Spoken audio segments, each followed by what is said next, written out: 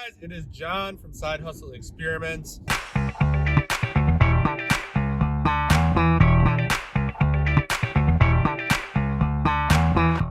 In today's video, we are going to cover restock limits. What are restock limits? How they're affecting sellers, ways that you could increase your storage, some other ideas on how to be able to send more to Amazon, what we can learn from this, and some kind of advice and things that I would be considering. Luckily, I wasn't really that affected, but I've definitely been affected in the past, and I'm going to So let's just get into it. What are restock limits? Restock limits is basically Amazon telling you, listen, we need space for the holiday season. So you're only going to be able to send a certain amount of stuff in. This does a couple of things for Amazon. It gets people to either remove or liquidate their inventory, gets them to send in better inventory. If you're at limits, you don't want to be sending in stuff that is going to take a long time to sell. It's going to prevent you from sending in better items. So they basically just need space for the holiday. And they've done this during the pandemic and other times. And this is one of the main reasons I got out of books. I was talking to one bookseller the other day. He had a limit of 5,000 and they cut it to 1,000. Absolutely crazy. We're going to talk about why this isn't the worst thing in the world, and it's an opportunity and what you could do about it and all that stuff. So number one, this is a great time to look into learning how to merge fulfill. Q4 is right around the corner. I mean, we are in Q4, but in terms of, Christmas and gift giving, being able to merge fulfill will give you a huge advantage. Try to focus on later items that could go in poly bags, poly mailers. You don't want to be shipping Legos in poly mailers or anything gift. Be smart about this. There's a video on the channel about supplies you need for merge fulfilling. So you can go find that, or I'll try to remember to link it below. So yeah, merge fulfilling is definitely one of the things that you could be doing. Another thing you could do is if you're at the capacity for the small standard size, I think that's category that most of us sell in, you could sell other categories. So for example, I think my limit is about 5,000 for the standard size, but I also have 1,000 spots for shoes, another 1,000 for apparel, another 1,000 for oversized units, and another 1,000 for extra large. I don't even know what classifies as extra large. And you're probably sitting here thinking to yourself, well, I don't want to sell shoes. I don't want to sell apparel. I don't want to do oversized. Well, then don't send anything in. You don't have to. You could just sit there and complain about it. Listen, guys, this is Amazon. We get a great opportunity to sell on their platform. We have to play by their rules. And you know what?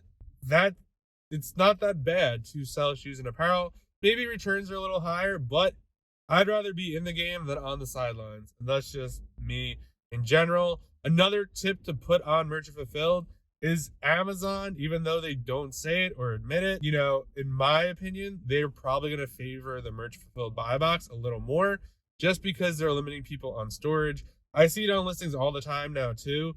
Merchant Fulfilled sellers are definitely getting sales as well. It used to be, it just really go to FBA sellers. Merchant Fulfilled was but now it's on some listings, it's really split. You could tell that by going into the offers tab on Keepa to see who's getting what sales.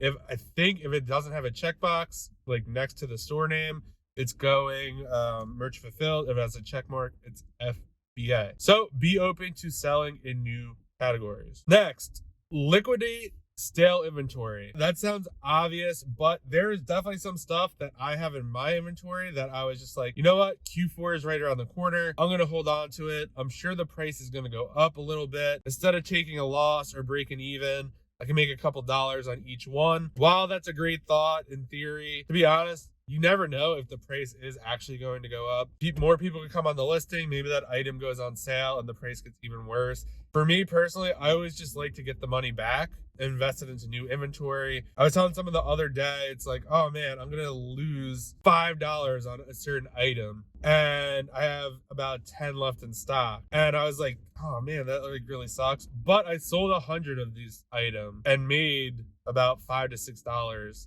profit an item. So I'm really just losing $50. It's not a big deal.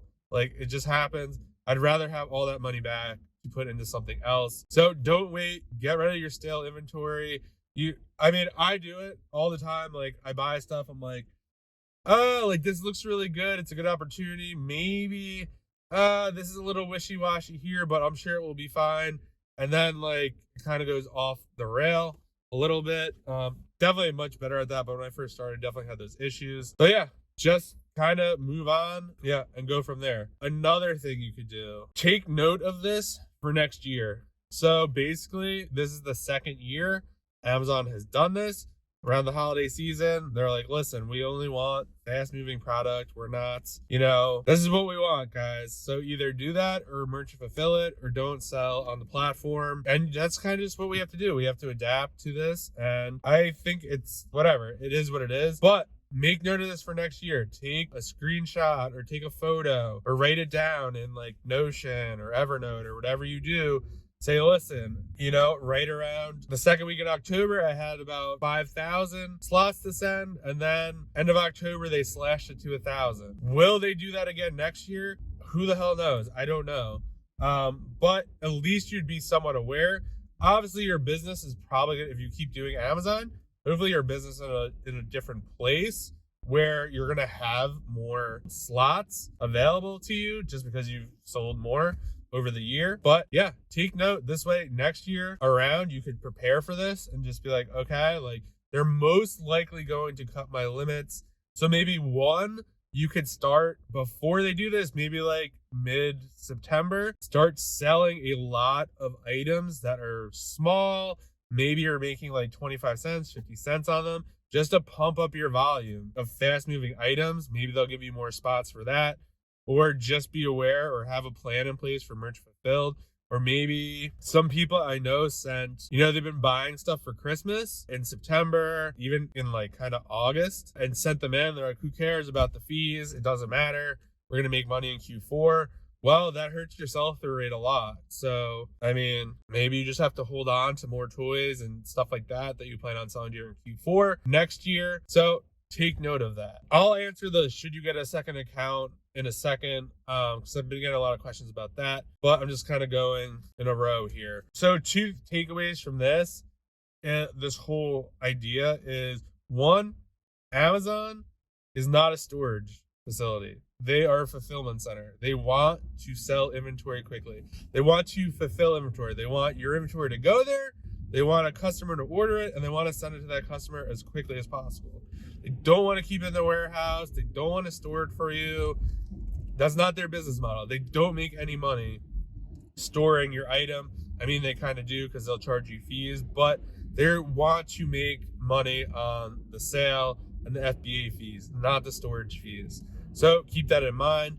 And another thing about this is a really important lesson, is don't overextend yourself. I know there is a bunch of people who ran up a credit card pretty big to, prepare for Q4. Obviously, they really overextended themselves, and now they can't send anything into Amazon. So they're kind of stuck, and that sounds terrible, and I don't wish that upon anyone. But just keep in mind, Amazon can change anytime. Like, it doesn't matter. They could suspend your account. They could do whatever they want, basically. And I'm not saying that to scare you. I'm just telling you to proceed with caution. Yeah, everything's great right now, but who knows? Maybe they cut restock limits even further. Maybe I make a video in like a month from now. Well, a month from now would be like kind of December, saying that I only have 1,000 slots. I would never say it's not fair. I would just say like it sucks. But that's what you have to do. You have to adapt. Everything. If I was still running the same business I was when I first started Amazon 3 years ago, 4 years ago, I'd be out of business. So just keep that in mind. Like, don't overextend yourself. There's nothing wrong with growing this business slow. I know a lot of people like to go fast and show like, oh, like I did like $100,000 in like this month, but the next 2 months they don't do that because they don't sell the stuff. What they're doing is not sustainable. So don't go into like the FOMO thing. I've definitely kind of like, I was still growing the business, but like I kind of am not growing it as aggressively. Obviously it's Q4, so I'm going harder, but I'm kind of just doing it a little different. And maybe I'll make another video on that. But yeah, should you, before I get into the second account, another thing to take into account, if you're doing like books or something, start doing OA, guys. Like, unless you want to run a merch filled book operation, I don't know what to tell you. I would definitely start looking to OA.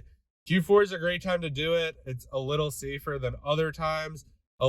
There's a ton of volume at Amazon. Pretty much everything you're going to buy, I mean, within reason, is going to sell. So it's a good time to kind of learn how to do that. And then lastly, should you get a second account? I don't think so. I have 2 accounts. I had one for books, and then I had a separate one for media. So like DVDs and CDs and stuff. Because a lot of people are saying that people are getting suspended because there's a lot of fake DVDs and CDs out there. I've never had that issue. But I created a second account just in case. Don't ask in the comments how to do it. You just have to reach out to seller support. Say you want another one and say you're going to sell different items. Or I don't even know. I did it like 3 years ago. I don't even know what they ask anymore. But it doesn't solve your problem. To be honest, it might temporarily, but you're just going to max out that account as well. I would honestly focus on figuring out how to make it work with one account. Honestly, running 2 accounts is a big pain in the ass. I'm not going to lie. You need separate software for everything. Accounting's annoying. You need separate bank accounts, separate credit cards. It's just really annoying to do. I don't know. I don't think it's worth opening a second account just so you get another 1,000 spots and fill it in like a couple weeks. Also remember, if you get a new account, you don't have reviews. You're not winning the buy box that often because you don't have any reviews. You're going to be ungated in a bunch of stuff because your account is new. You start all over. Nothing transfers. So just keep that in mind. I mean, it's your business. You can do what you want. But I don't think opening a second account is the answer. I think figuring out how to run a good Amazon business with one account, sending in fast-moving inventory, getting your IPI score, making your sell-through rate high, that is the way you build a successful Amazon business, not by duct taping together, by getting a couple accounts and just trying to get other 1,000 slots. It's just, I don't think it's a good idea. But like I said, do what you want to do. If you found this video helpful, please like, subscribe. Let me know what you're doing about restock limits in the comments, or if you like my suggestions or you think they're whatever. Love to hear from you, and I'll catch you guys in the next video. Thank you guys so much for watching the video. Please like the video, please subscribe to the channel. It would mean a lot to me, and check out the free resources below for you guys, and I will see you guys in the next video.